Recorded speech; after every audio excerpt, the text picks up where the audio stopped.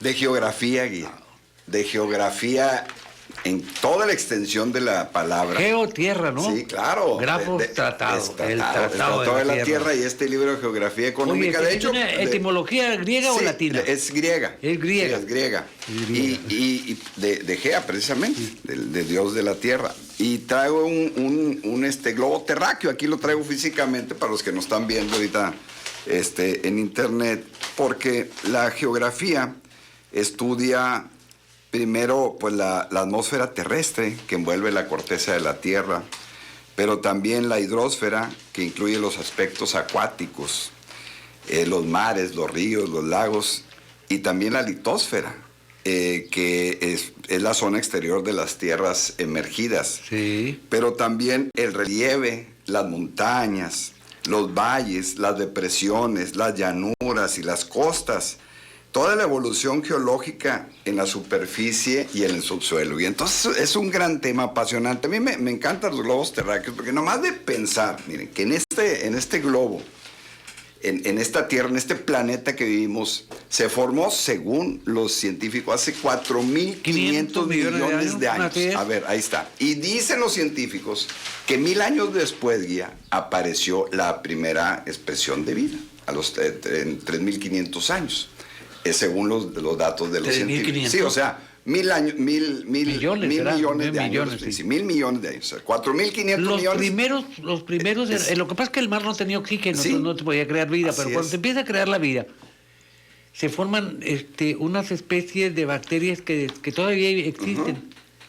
No sé si se llaman estomatolitos, creo que así se llaman, que fueron las primeras manifestaciones de vida en el mar. En el mar. Ahora, ¿cómo está en el planeta? La razón de que hay agua y de que hay vida, pues es la distancia que tenemos con el Sol.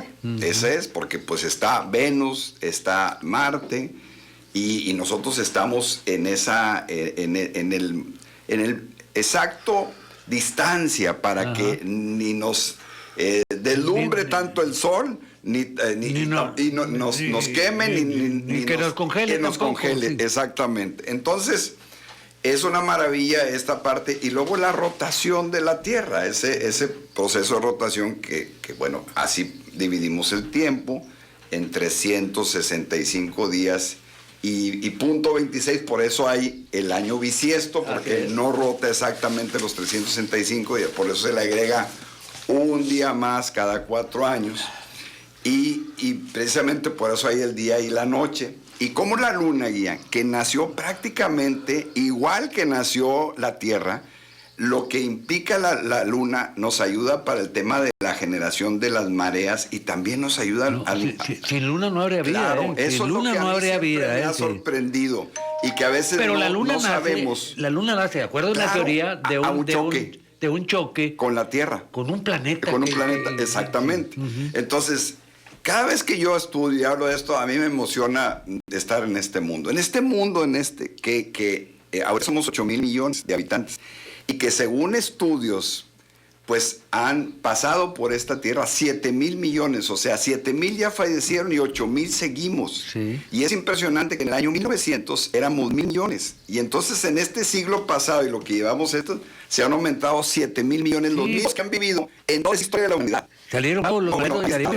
Y todo eso ha pasado en ese globito, en esta Tierra, en donde, ¿te acuerdas de la Pangea? Cómo se fue haciendo y distribuyendo los continentes. Y todavía sigue. Por ejemplo, las placas tectónicas, que son los que le dan precisamente, regulan el clima. ¿Saben cuál es el promedio del clima del mundo de este globito? 15 grados. 15 grados seguidos. Si no tuviéramos ese movimiento, pues no podríamos regular esta parte de la temperatura. Pero bueno, la gente vive en lugares donde hay terremotos, pues es difícil, ¿no? Hay los volcanes. Pero esto le da precisamente esa temperatura adecuada de la Tierra. Y por ejemplo, ya hablando de la geografía de México, nosotros tenemos pues prácticamente todos los diferentes tipos de planicies. La orografía es tan interesante porque a nosotros en México pues colindamos con el Golfo de México, colindamos con el Mar de Cortés, colindamos con el Océano Pacífico y también con el Mar Caribe. Entonces, en toda esa estructura de agua y tierra, pues están las cordilleras, la Sierra Madre Oriental y Occidental, pero el globo terráqueo está prácticamente hecho del 75% de agua y el resto de tierra. Pero el resto del agua, ese 25%, el 62% está congelada. Ajá. Está congelada por la parte de los polos. Y de toda esa agua, solamente 2.5 es agua dulce. Sí, es ¿A agua poco que no les puede impresiona, Mauro, escuchas esto? La maravilla puede vivir en este mundo. Y luego ya, otra vez dando a México. Qué país hermoso tenemos, la verdad, con todas las que tiene. Cuando uno estudia el mundo y todo, y ve uno cómo estamos nosotros en esa condición. No tenemos la elevación más alta, que es el Everest, que tiene 8,000, pero tenemos el pico de Orizaba. ¿Qué anda por arriba de los 5,000? Anda arriba de los 5,000, exactamente. Entonces, y no tenemos la parte más baja que está en el Mar Muerto. Ajá. Pero nosotros tenemos también, pues, porque estamos con el mar, tenemos lugares en donde estamos a menos del nivel del mar. O sea, tenemos elevaciones y también lugares en donde estamos por debajo del nivel del mar. Y eso también nos da una condición geográfica y de climas extraordinarios que tenemos. Por ejemplo, aquí estamos a 134 metros más, por eso, metros sobre el nivel del mar, no aquí en Ordedo, aquí ¿no? Por eso cuando nos ponemos en el laguito, y entonces vemos la puesta del sol, cuando se mete el sol, adelante estamos en el mar, por lo bajo que es Nuevo Laredo. Entonces vemos así el mar, el sol de esa manera, y es una muy bonita puesta del sol. La ventaja es que no tenemos ninguna loma que nosotros. No tenemos ninguna loma, nada. Lo que dice el maestro. ¿Dónde hay una loma más cerca? Me dice, no, en Monterrey. No, Candela. Candela está más cerca y es donde está la planicie más cerca que aquí de Monterrey. Tienen mesetas. Que tenemos mesetas, exactamente. Sí. Pero aquí no tenemos. Yo les digo que la loma más alta es la de los Tecos, la loma de Picheo. No, sí tenemos la de Cetaza. La de Cetaza, exactamente. No, es que esa no es geológica. No es geológica, exactamente, hecha por el hombre. Y a eso me refiero, lo que hemos hecho con el planeta. ¿Qué hemos hecho con el planeta? ¿Qué tanto lo hemos contaminado? ¿Qué tanto? Porque la geografía precisamente y económica habla de cómo hemos aprovechado o cómo hemos desaprovechado o qué tanto hemos convivido con este planeta maravilloso, y ahora que somos tantos habitantes y que hemos invadido selvas y hemos contaminado lagos y hemos contaminado mares y todo, ¿cómo vamos a hacer para preservar este maravilloso mundo en el que vivimos y que estamos de viaje? Es un viaje pues el que tenemos, y que un día vamos a partir, y qué vamos a dejar o qué nos dejaron y cómo lo vamos a dejar nosotros, ¿no? Y en ese sentido, pues la tierra nos ha dado, por ejemplo, la posibilidad de la agricultura. Ahora que uno ve la guerra de Ucrania y Rusia, precisamente las tierras negras que hay allá dan la posibilidad de la siembra de cereales, por eso están tan Ucrania ricas. Tiene muchos ingresos sobre Así es, exactamente. Y luego nosotros también tenemos tierras muy fértiles, pero no tantas como otros países. Pero nosotros tenemos la minería, esa riqueza. Somos el primer lugar mundial en producción de plata. O sea, ¿qué hay abajo de la tierra? El núcleo de la tierra, esa magma donde estamos, somos un mundo en donde hay en el centro de la tierra esa capacidad de atracción y que nos mantiene en ese movimiento de órbita interesantísimo. Sí. Y que en México pues tenemos prácticamente desierto, tenemos praderas, tenemos planicies, tenemos obviamente valles, y Laredo. Y algo de nieve también. Algo de nieve, exactamente, porque cuando cae nieve allá en Toluca, por ejemplo, pues acá en Tamaulipas hay un municipio que se llama, que pocos conocen, se llama Miquihuana. Sí. Y cuando cae nieve allá, Miquihuana se llena también de por lo alto, porque está a la misma altura. Y también en Arteaga, en la Sierra de Arteaga, en Montreal, exactamente, que está aquí a unos 70, 80 kilómetros de Saltillo, más o menos. Sí, más o menos. Exactamente.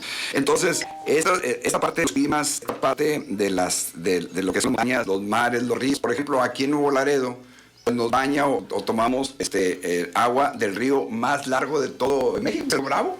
Entonces no se puede entender, por ejemplo, Estados Unidos sin río Mississippi, o no se puede entender Egipto sin el Nilo, exactamente. Sí, sin el Amazonas. El Amazonas, exactamente. Entonces cada región, cada país tiene su río icónico, buenísimo. Porque las civilizaciones surgen precisamente a la vera de los ríos. Exactamente, es correcto. ¿Te acuerdas cuando nos enseñaban esa cofrenia del Tigris? Y el Éufrates, claro, cómo no. Eso sí, nunca se me olvidó de la Maya. Sí. No sé si todavía lo entendí, pero en este entonces no lo entendí. Sí. Y ahí nació toda la civilización, la cultura. Tienes razón. Sí, todo, exactamente. Entonces, esa parte de que el mundo está lleno de agua y muy poco consumible, o sea, potable, porque, pues, porque desalinizar el agua, si se puede, pero sigue siendo un proceso muy caro para poder hacer. Porque no todos lo están haciendo, pues en la medida en la que los países se van a necesidad de desalinizar el agua, van a estar los costos de la... En áreas sí lo hacen. Sí, lo hacen, exactamente. Exactamente. Y en la naturaleza se evapora agua a los mares y no llueve ya dulce. Sí, exactamente. Entonces, pues esta historia geológica del mundo, y en donde pues se estima que la era azoica, es una estimación de 5.000 a 4.500 millones de años, se prolongó 1.500 millones de años que platicábamos. ¿Te acuerdas? Los primeros seres, fíjate lo que decía Guía, de tamaño microscópico se conocieron junto a otros, era la era protezoica o de vida primitiva, que alrededor de 2.400 millones de años, lo que comentabas, así ahí fue. Creo que los esquematolitos. Exactamente. Y luego siguió la era paleozoica, 305 millones de años, es la primera que un detalle que se conoce por medio de los fósiles, que ya, que se llaman especies de peces helechos, que el helecho pues es una de las plantas más antiguas y donde tenemos más fósiles, estrella de mar. Y la era cenozoica es de máxima importancia, pues en ella le siguieron formando desde hace quizás 60 millones de años los yacimientos de metales que hoy se usan en la industria y el comercio. La aparición de seres biológicamente superiores ocurre en el Cuaternario, el cual comprende tal vez millones de años, lapso dividido en dos periodos, el Pleistoceno y el Holoceno, y periodo en el que el hombre se convierte en amo y transformador de la naturaleza. En el tiempo de Aristóteles, prácticamente al nacimiento de Jesucristo, Aristóteles ya hizo el cálculo de tamaños de la Tierra, 51 millones de metros cuadrados que vive la Tierra, y se equivocó solamente por 6% de diferencia. Viendo el solsticio, viendo ningún instrumento. Ahora quedan